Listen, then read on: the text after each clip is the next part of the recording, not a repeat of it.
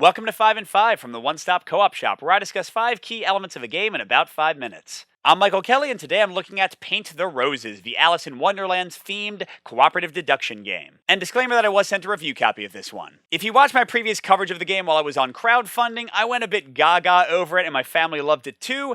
Do I still love it as much once the sheen has worn off and I've played it more? Let's find out and get to the list.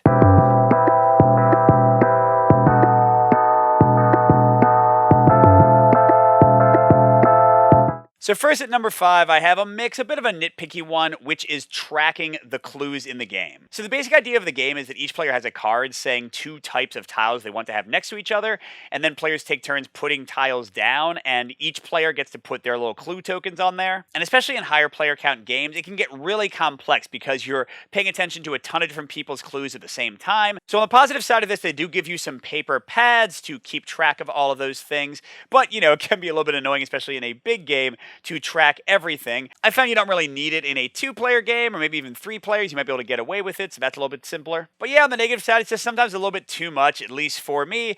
Some people better at deduction games probably won't have a problem with it, but just wanted to call it out. And my number 4 is also a mix, which is the scoring system and kind of the victory conditions, trying to stay ahead of the queen. So the Queen of Hearts is following you on this track, trying to chop off your head. If she ever reaches you, then you die. And each of the clue cards that the players are holding that you solve lets you move your figure forward a little bit. But the weird thing I've found, especially as I've played the game more, is that because the queen accelerates, the further along you get, you have these 3 different levels of whim cards, and some of them will move you farther, but they're tougher to guess.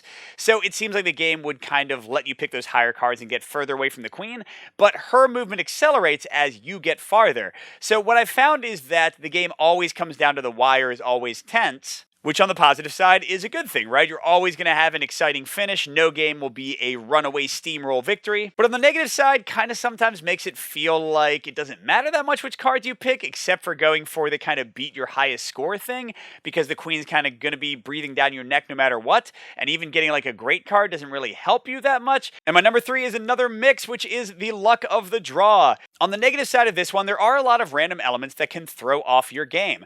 Sometimes you'll get whim cards that totally match other people, and you'll be able to guess a bunch all at once. But sometimes you'll get cards that don't work with anything, or that don't match any of the tiles in the offer, and you'll feel like you're just kind of defeated by random luck. And a lot of the time, to stay alive or for the victory, you'll be down to a 1 in 3 choice or a 1 in 2 choice. Might be exciting for you, might be frustrating. But on the other hand, the positive side of this is that, first of all, that tension tends to be fun for me. I like that level of randomness. And also a kind of cool thing is that even when none of the tiles match your card and you can't seemingly give a clue, the fact that you put a tile down and give no clues on it tends to give a lot of information anyway, and you can also be working on other players' clues and trying to kind of narrow down what they have. So it's been very, very rare that I've had what felt like a dead turn where I couldn't really contribute to anything. Usually the luck doesn't hit you that hard. But let's finally get to some full-on pros, because I do really like this game. Number 2 is the simultaneous play, the simultaneous deduction.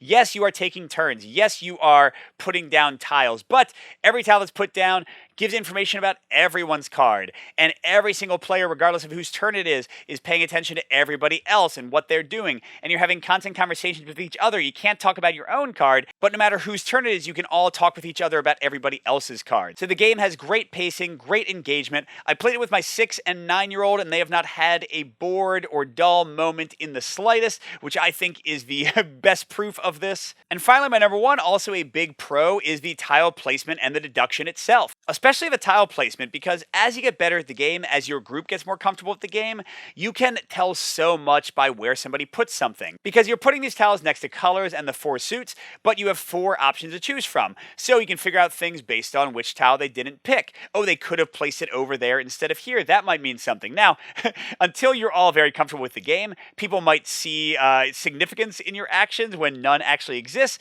but the better you get at the game, the higher your skill level rises. You can really do really awesome, fun things here, and that gets blown out of the water with the expansion, which adds in these advanced cards that both limit your actions, but also give you bonuses, and also give you missions to go for. It's honestly a little bit too much. I don't usually use the expansion in my plays, but it's cool to have the option if you really want to go deep on the deduction in this one. So overall, I still love this one. It's still a keeper. My kids were really excited to play it again. They were sad when the prototype went away. I can absolutely recommend it for anybody who's a fan of deduction games, especially cooperative deduction games, or just likes a good kind of tactical puzzle of place placing tiles and trying to find the best possible spot. But if you don't like deduction games, if you don't like a little bit of memorization and writing things down, I'm not sure why you would be interested in this one anyway, but you probably want to avoid it. And if you want to see the game in action, our team's done a few playthroughs on the streaming channel. Click the link that just popped up to see one of those. Good gaming, everyone, and I'll see you at the next stop.